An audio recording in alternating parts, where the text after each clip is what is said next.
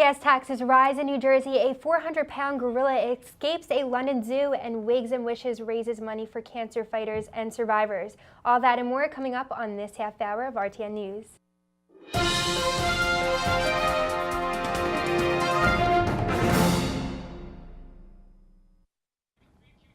Welcome to RTN News. I'm Summer Shiki. And I'm Hassan Drame.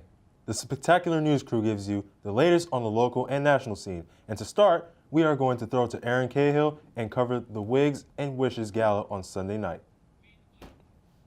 On Sunday, October 23rd, the 4th annual Wigs and Wishes Gala was held at Lucian's Manor in Berlin, New Jersey. Wigs and Wishes is a non-profit organization powered by Friends Are By Your Side and founded by Martino Cartier. This organization is dedicated to providing wigs and granting wishes to these courageous individuals who are battling or have beat cancer. The night was filled with magic.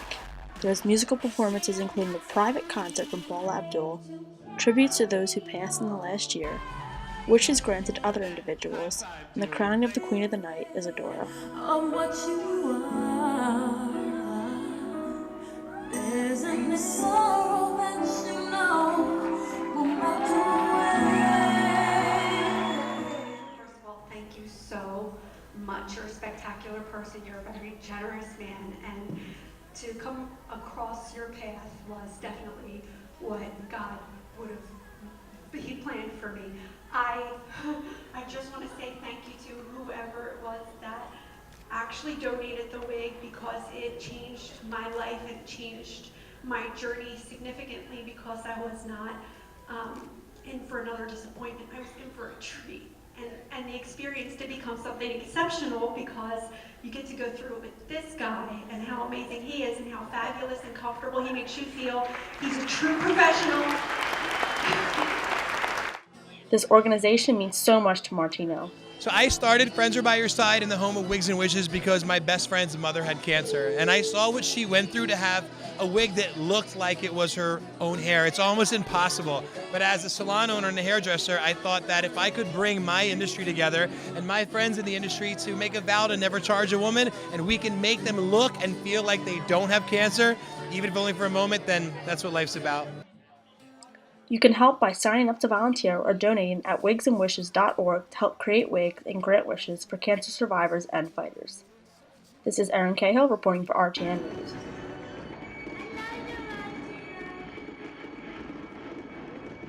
I love you too, and now you know why we do this every day. The story that they covered was amazing, and it's good to see that, they're raising money for a good cause. Yes, I hear that, I hear that. Now let's get started on the latest of the local and national news. Take it away, Summer. 13 people were injured on Monday morning after a car collided with a New Jersey Transit bus in Newark.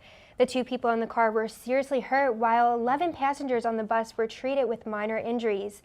Authorities say the car was driving westbound on West Market Street around 5 a.m. when it went into oncoming traffic in the opposite lane, hitting the bus. The 19-year-old driver of the car was given multiple tickets, one including being an unlicensed driver. Authorities are continuing to investigate the cause of the crash. The Wildwoods Dog Beach was recently named the 2nd best dog-friendly beach in the country in 2016's 10 Best Reader's Choice Travel Award contest. USA Today collaborated with BringVital.com and nominated 20 of the best dog-friendly beaches in the country, which included this 190-yard area on Poplar Avenue, marked by the red fire hydrant, which measures up to 25 feet tall. The beach is designated for humans and dogs to enjoy their time together. The beach consists of 6 a.m. to dusk hours, plastic bags to clean up after their dogs, and pet-friendly hotels. John Siciliano, the Executive Director and CEO of Greater Wildwoods Tourism Improvement and Development Authority, said in a press release that it's an honor to be named among the best in the nation at anything. Ranking number 1 of the dog-friendly beach list is the Montrose Dog Beach in Chicago. Governor Chris Christie has signed a new tax that will raise gas prices by 23 cents a gallon in New Jersey. The tax, which will go into effect on November 1st, will be used for repairing infrastructures and refilling the Transportation Trust Fund. Organizations like AAA argue that damage done to vehicles by crumbling roadways costs more in repairs than a fuel increase. The average New Jersey driver spends around $600 per year on gas. The tax will rise that amount by $184 to $276 per year. A man was found dead on the morning of October 22nd in a car while stopped in the center lane of the New Jersey Parkway. The reason of his death is unknown as of now. State Police spokesman Trooper Alejandro Goes says authorities received a call at around 6:25 a.m. concerning a broken car in the middle of the lane in the Parkway northbound roadway milepost 67.9. When officers arrived, they discovered a 77-year-old man behind the wheel of a Hyundai Sonata. First aid reinforcements had been called over at the scene when he was pronounced dead. The speculation of the death may have been caused by a medical episode of some sort. This incident looks to have more details developed within the coming days and/or weeks, including the identity of the man and the cause of the death. And now let's head over to Jashanti Pittman with the latest on the weather. Thank you. Today it is sunny with a high 55 and a low 34. Tomorrow will remain sunny with a high 53 and a low 38. Grab your raincoats because it can expect a few showers on Thursday with a high 61 and a low 46. But don't put away a raincoat just yet.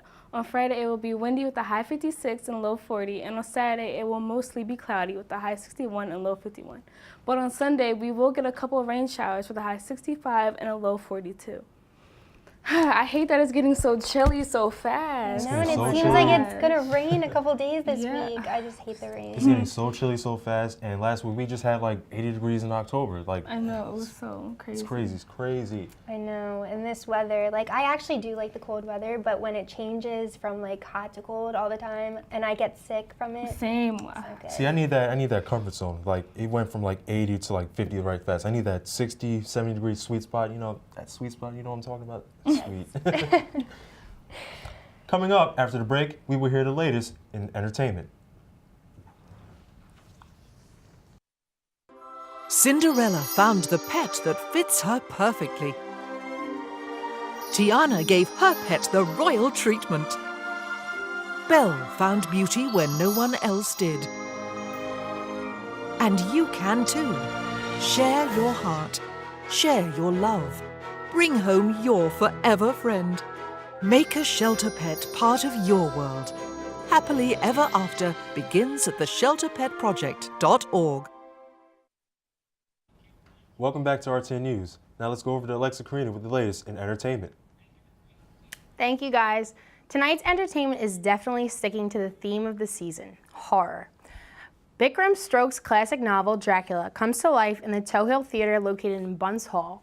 In that 1897 popular novel, Professor Van Helsing leads a small group of men and women to overcome the evil Count Dracula. The action-packed tale comes to life at 8 p.m. October 27th through the 29th by the Rowan University Department of Theater and Dance. It will show one last time October 30th at 2 p.m. General admission is $15, senior tickets are $10, and entry is free with a Rowan ID. The shocking true story of TV news reporter Christine Chubbuck will play Wednesday at the Philadelphia Film Festival on 125th South Street at 9:25 p.m. On July 15, 1974, Christine sat in the anchor chair at WXLT in Sarasota, Florida. She opened her segment announcing, "In keeping with Channel 40's policy of bringing you the latest on blood and guts, and in living color, you are going to see another first attempted suicide," end quote. She then pulled out a gun and shot herself in the head. Rebecca Hall will star as Christine in the morbid and powerful film based off one of the craziest events to appear on live television. Staying with television, the season 7 premiere of The Walking Dead appeared Sunday night after months of waiting. I will warn viewers that this is a spoiler alert, so if you haven't watched yet, this is your warning. Season 6 left viewers on the edge of their seats as the infamous new character Negan bashed one of the main characters to death with a bat he calls Lucille. After months of waiting, it was revealed that Abraham was the crew member that said goodbye. But just when you thought the worst had happened, the show kills off another Walking Dead character. Just from the second episode, Glenn. I have to admit, as a fan myself, it was the most heartbreaking episode of the series yet. The Walking Dead appears every Sunday at 9 p.m. on AMC. Now you know enough about what you have to watch. Here's the opportunity to go out and experience some scary things yourself. The Ghost Tour of Philadelphia will open every day from 7:30 p.m. to at least 9 p.m. until Halloween. The tour will include scary ghost stories and more with only the light of candle to guide your path. This event has been voted #1 in Philadelphia by Philly.com and is one of the top 10 attractions in the country.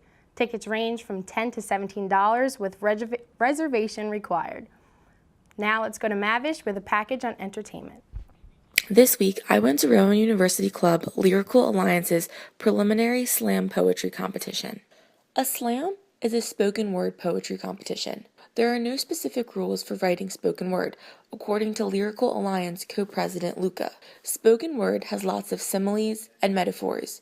It's like creating painted pictures. Essentially, the goal of the club is to just let young artists have their exposure and to be comfortable performing in front of people, and even people just to come and listen to young art, and because a lot of times we have people who come out with mixtapes and we're the first people that they tell because we're we're promoting everybody, and we like to think of this as creating a safer space for people to talk about who they are and their experiences, and just let them know that they'll be accepted. So my university opens up a new genocide center in the history department, and everyone feels weird about feeling excited, you know? So my roommate comes home sobbing. So my roommate comes home and tells me about a death he saw happen from very far away, or so he thought, and slipped on the blood. So my roommate comes home and tells me of his own death. I've already written the genocide poem, the comparative genocide poem, the insinuating that transgender people are murdered. Spoken word and slam, really, in its competition form, was created as a way to bring social issues to the wider community. So slam was started in the 1980s by this construction worker named Mark Smith. And so what Mark Smith wanted to do was bring the voice of the people not only to the masses, but also to sort of educate, but sort of to inspire the people to educate their own on the social issues that are happening in their community. Most topics are regarding sensitive issues, such as Black Lives Matter, mental health, and the LGBTQ+ community. I'm Avish Khan, reporting from Robinson Hall for RTN News. Rowan University Democratic Club and Rowan University. That's really interesting. Actually, I really love poetry, so it's good to hear that there's going to be a new club about it. Really? What's some of your favorites poetry works? My favorite poem is The Road Less Traveled by Robert Frost. Yep. Honestly, I don't really read poetry. You put me on the spot. Yeah, but this is such a different form of poetry. It's slam poetry, so it's extreme and you can really express emotions yourself, inside. and there's a lot of hard topics that they were touching on. Yeah. So. Yeah, she was bringing a lot of realism, I would say, to whatever she was, trying to present. Yeah, definitely. Yeah. Thank you, Alexa. No problem. Thank you. Coming up next, we give you more local and national news.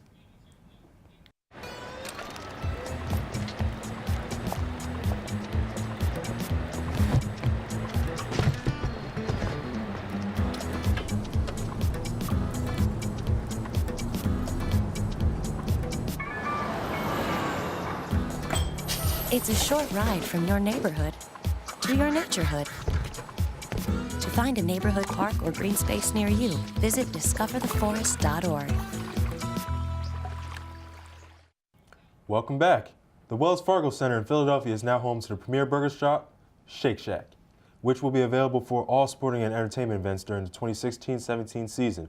The Wells Fargo Shake Shack will offer a limited menu, including burgers such as the Roadside Burger, the Shack Stack, the Shake Burger, and the Shroom Burger.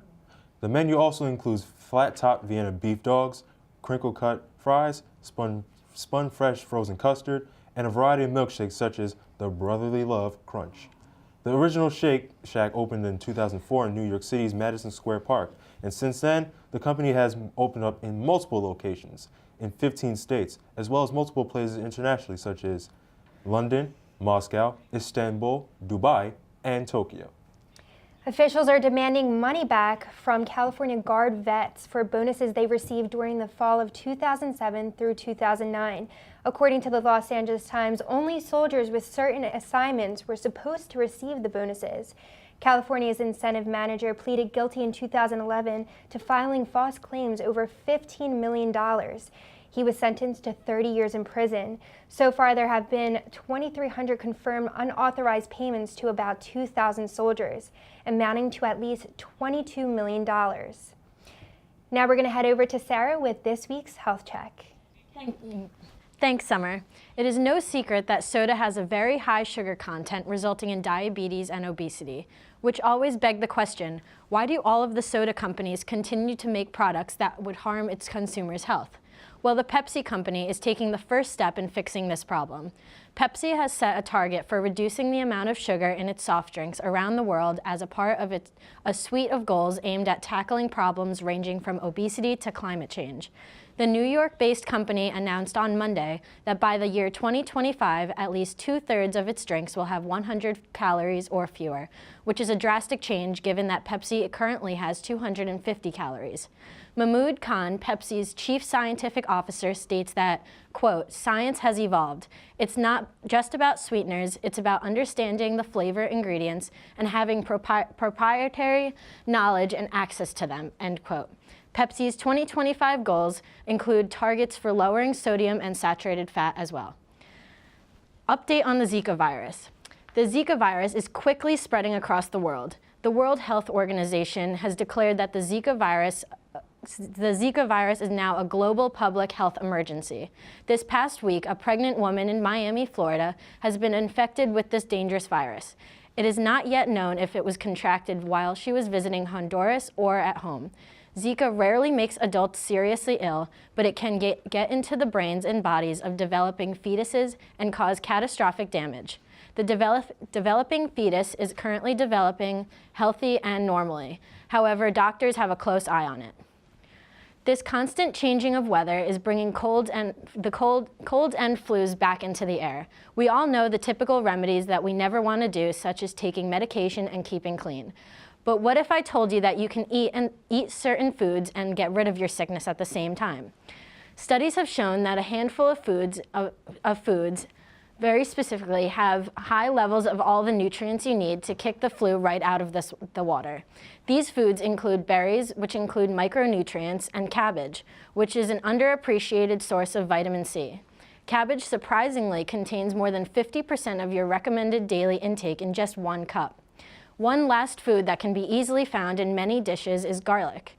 Garlic contains allicin, which is an antioxidant that protects cells from free radical damage.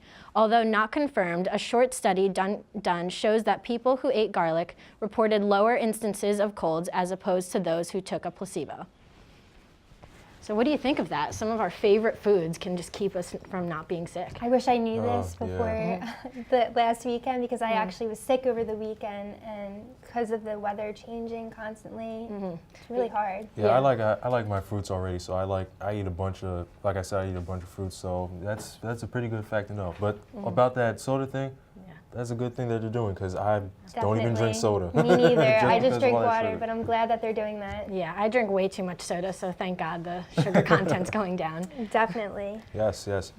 Well, Leon Purvis, our reporter, gives us the latest relating to the election landscape. Rowan University Democratic Club and Rowan University Republican Club teamed up together to have a final debate watch party here at the Student Center. So the Student Center was really great, and they reached out to the Rowan Republicans and the Rowan Democrats, and they asked us, like, hey, we're hosting a debate party. Do you guys want to, like, come and jointly host it with us? And we're like, sure. So that's why we're here. As students watched the debate throughout the night, they reacted to what the candidates debated about. I reacted the most strongly when they were talking about abortion and overturning Roe versus Wade, which I think is absolutely ridiculous. Specifically when Trump was talking about late-term abortions and how women should be punished. Those types of abortions are never performed because the mother wants it. Those babies are wanted. Those babies are, the moms have everything picked out. The moms have names, and it only happens because either the mother is in grave danger or the baby has already passed away. So just to hear a presidential nominee talk about that was just horrifying. Joe Miller, vice president of the Rowan Democrats, was happy everyone was able to come together for this debate watch party. Yeah, it's fantastic because, when it comes down to it, after the election, we're all going to have to work together. We're all going to have to figure these things out anyway. So if we can't come together in the middle of the election, how are we ever going to come together after it? And that concludes the last presidential debate of this presidential election season. The Rowan University Democrats and the Rowan University Republicans came together to host this debate watch party right here in the Student Center. I'm Leon Purvis for Rowan RTN News. Coming up after the break, find out why Jared Fogel's ex-wife is suing Subway. They told me a bottle couldn't dream. That I would never become a superhero.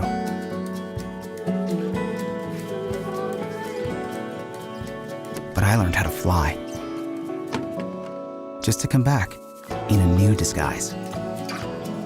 And be the hero that I've always wanted to be.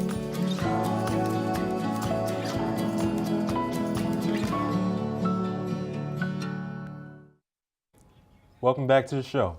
83 protesters were arrested on October 22nd after clashing with police officers near the pipeline construction site in North Dakota, according to Morton County Sheriff in a statement. The earliest law enforcement was notified of any activity was early that morning on the same day when 4 men attached themselves to an SUV on a private property near the site. From there, over 300 protesters marched towards the pipeline construction area and tried to breach past police line, keeping them away from the equipment. Pepper spray was used by officials in an act of self-defense.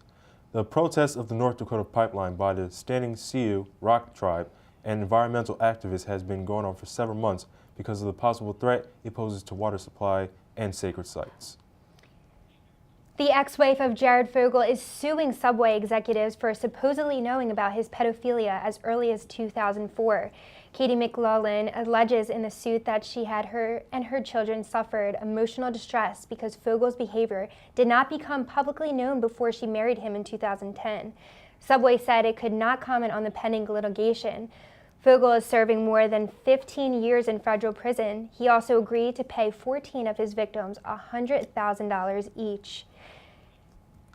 A 400-pound gorilla had escaped his enclosure at the London Zoo on October 13th, but zoological director David Field says that the silverback gorilla only escaped apparently to look for delicious fruity syrup, end quote.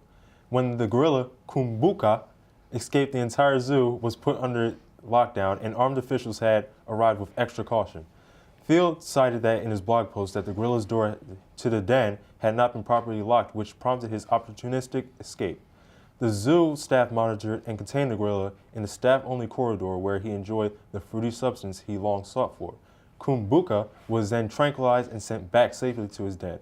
The Daily Mail had originally reported that the gorilla had broken through the glass of his confinement, only had to been rebuked by Field when explaining the situation on his blog post. The first woman to climb the world's highest peak has died at the age of 77. Junko Tabei reached the 29,000-foot summit of Mount Everest in 1975 when she was just 35 years old at the time. She died on Thursday at a hospital outside of Tokyo. 4 years ago, she was diagnosed with cancer, but that did not stop her from mountaineering. In 1992, the Japanese climber conquered the so-called 7 summits, becoming the first woman to scale the mountain's highest mountains of 7 continents. Let's check in with Steven Rodriguez with an update on Rowan sports teams. Thanks, Summer. In Rowan men's soccer, the 10th-ranked Profs looked to keep their win streak going this past Saturday against Ramapo College. After falling behind a goal early, Rowan answered in the 32nd minute when midfielder Jake Connors scored off a free kick from 30 yards away. Both teams went into the half tied, but the Profs kept the momentum. They were able to put 2 more goals on the board off the feet of Shane Dougherty and Nick Schlageter as the Profs won 3-1. Rowan clinched a first-round bye in the upcoming NJAC tournament and will host the semifinal game on Tuesday, November 1st. Over in women's soccer, Rowan defeated Ramapo College 5-1 on Sunday. 4 different Profs scored in the contest, including Tori Kelly, Melissa Kelly, and forward Maxine New, who led the team with 2 goals. Goalie Shelby Money also added 6 saves in the win. After this week of play, both the men's and women's soccer teams stay ranked 10th in the National Soccer Coaches Association of America Top 25 poll. The Profs play their last regular season games tomorrow at and against the College of New Jersey. The women play at 6 and the men at 8. In Rowan swimming, Rowan's Jesse Novak was selected as NJAC Swimmer of the Week.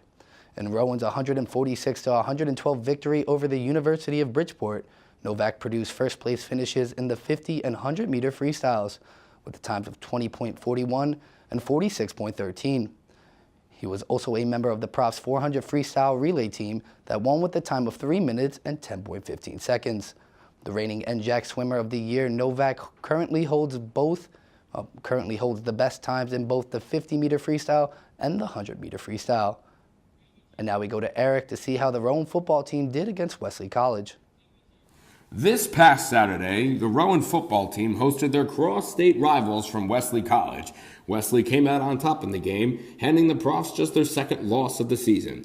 Rowan is still in the playoff race with a record of 5-2. Wesley now improves to 5-1 after this Saturday's win. Rowan seemed to have a punchless offense, only being limited to 3 points at the end of the first half. Though with some halftime adjustments, the Profs were able to push themselves back into contention, only trailing by a touchdown, after 2 scores by Anthony DiOrio in the third quarter and Gawain Bragg in the fourth quarter. Unfortunately, Rowan's comeback attempt was stopped by Wesley's defense with just around 3 minutes left in the game. After Rowan failed to convert on their last drive, Wesley was able to seal the deal after running out the clock. Quarterback Dante Pinkney went 18 for 33 with 195 yards through the air with 2 interceptions.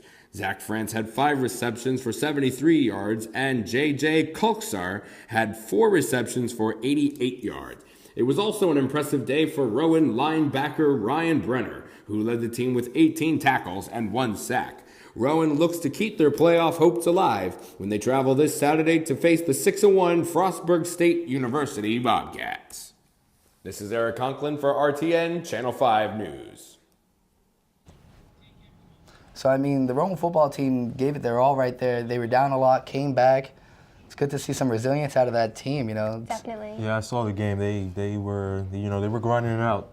So it's really nice that they see them, It's that keep prof fighting pride. for that. The prof pride we were talking about. Yeah. You guys Speaking excited? Of that, yeah, the NBA season. Yeah, absolutely. You know what I'm talking about? Yeah, yep. I mean, the Nets aren't playing today, but the Knicks are on, and Knicks Cavs, we got to see that early. Yeah, we got to see that, and then Spurs Warriors following that. Yeah, it's West Coast World time. Series is on tonight. It's a great day to be a sports fan. Great day for sports. Well, thank you, Stephen. Let's go on to Dino Artelanos with the week's Rowan opinion. iPhone and Android are the 2 most used cell phone platforms in the United States. I want to know, which platform do students here at Rowan University use the most? I'm Team Android. I'm Team iPhone. I'm Team iPhone. I am Team Android, guys. I'm personally Team Android. I'm Team iPhone. I am Team iPhone. I like that the battery lasts a lot longer and they're easier to navigate. They're definitely a lot cheaper than iPhones. I think it's certainly what seems to be the trend and where things are headed. A lot of educational institutions are using iPhone. I think it's much simpler to understand, to get control of. iPhone's a lot easier, and it's what I grew up with, and with my dad, that was his first phone after a flip phone, so we've all had iPhones. Android's just a little too complicated for me. It's not like overly complicated, but iPhone's just a lot easier to use and a simpler user interface, I guess. Android, you could do a lot of things to the touch screens, to the themes, to the backgrounds, it's just more of a system in there. So. Personally, I prefer Android because you can use third-party apps, and one of the cool features, you can actually instantly download music to your phone instead of having to go through iTunes. There's a lot of fun developer options you can use. They more advanced. You can do everything. It's much faster. You don't gotta worry about somebody texting back because it say delivered or read. You feel me? And you can FaceTime, which is cool. And they got a lot of new cool updates with the iOS 10. So, Androids break down on me. I previously had Note 4, Samsung Note 4, and over the years it was good, but the battery sucked. It totally broke down on me. So now I have this iPhone 7 Plus, and it's awesome so far, so it's pretty cool. In speaking to students here today, the phone that people preferred to use the most was iPhone, but only by a slight margin. So what I could say here is that not everybody has an Apple in their pocket. This is Dino Artelanos reporting from the Chamberlain Student Center for the Rowan Opinion Report for RTN News. So are you Team iPhone or Team Android? Definitely Team iPhone. What Okay. about you? I'm Team iPhone, but I've dipped and dabbled in both, both teams. So I've actually never had another phone, different phone besides the iPhone. really, So, you should yeah. try some new things. No, I really like the iPhone because, like a lot of people said in the package, it's really easy to use, I feel like. So That's kind of why I like it. I feel like the Android is too complicated. Yeah, I'm all right with both. You know, I got an iPhone right now, but you know, maybe I might go back someday, or maybe I might upgrade to the next iPhone that comes out. You know, it's all about what you like. It's all about what you prefer. Love the iPhone, so I'm never changing. Thanks for tuning in to this week's episode of RTN News. I'm Summer Shiki. And I'm Hassan Drame. Like always, stay golden.